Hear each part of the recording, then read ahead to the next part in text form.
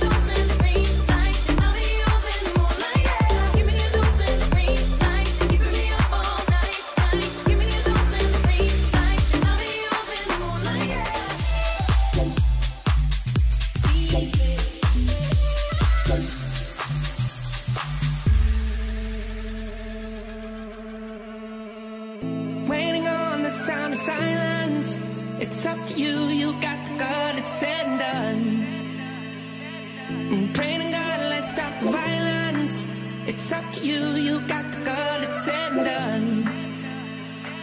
We're painting on a new horizon. Our colors bloom, we fill the dark and window. Let it go, don't kill the sirens. We'll never lose if we are all forever one. If we are the world and we live as one, then we got a way to go. Throw down your garlands, relight the sun and shine it for everyone.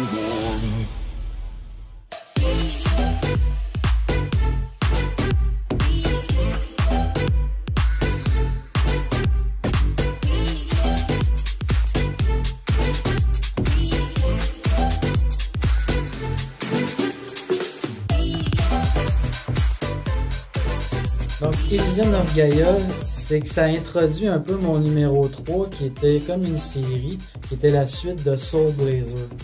Soul Blazer, ça nous permettait vraiment d'arriver dans des mondes vraiment farfelus. Tuer des ennemis, ça faisait apparaître des choses dans un village, des choses comme ça, c'était vraiment spécial comme jeu. Donc, Elysium of Gaia numéro 4 était vraiment la suite d'une série, il y en avait 3 dans le fond. Donc, Soul Blazer en numéro 3, on le retrouve tout de suite. Don't never move, it's set in stone, we'll never run. Pray to God, let's stop the violence. We cannot do what's been undone, forget the gun.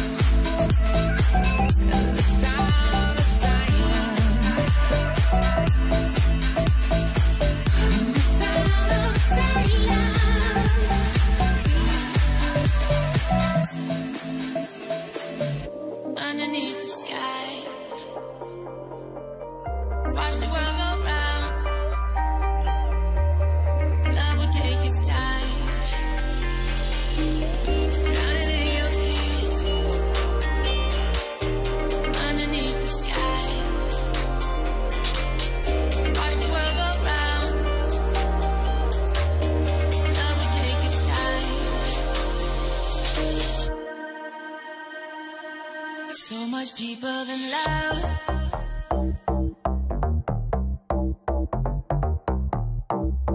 It's so much deeper than love.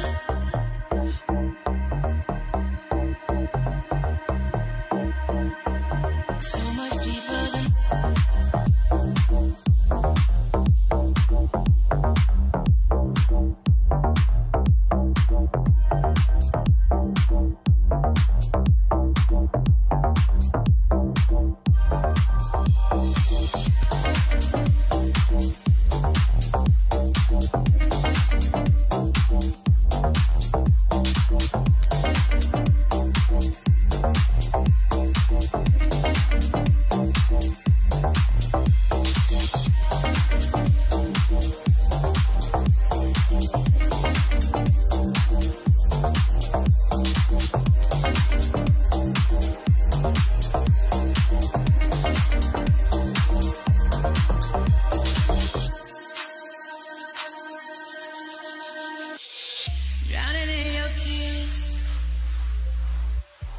underneath the sky. Watch the world go round. Love will take its time. Drowning in your kiss. Underneath the sky. Watch the world go round. Love will take its time. So much deeper than love.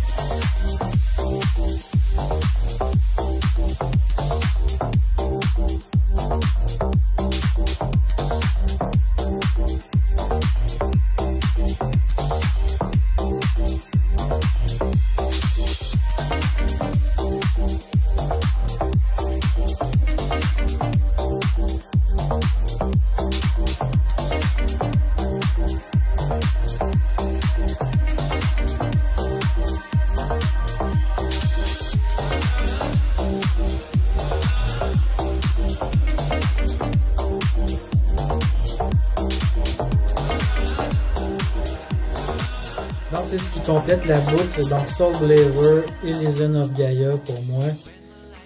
Le numéro 2, sans conteste, Secret of Mana. Pour moi, Secret of Mana, c'est un jeu que j'ai découvert. J'étais au primaire, puis je me souviens de la journée que je l'ai eu, quand j'ai joué. Exactement, ça m'a vraiment marqué ce jeu-là. Puis j'ai même joué, ils l'ont refait là, dernièrement au complet en 3D. Donc c'est la même histoire si vous voulez l'essayer. C'est vraiment bien. Donc là, je vais vous mettre des extraits, mais de la version classique. On se retrouve tout de suite après.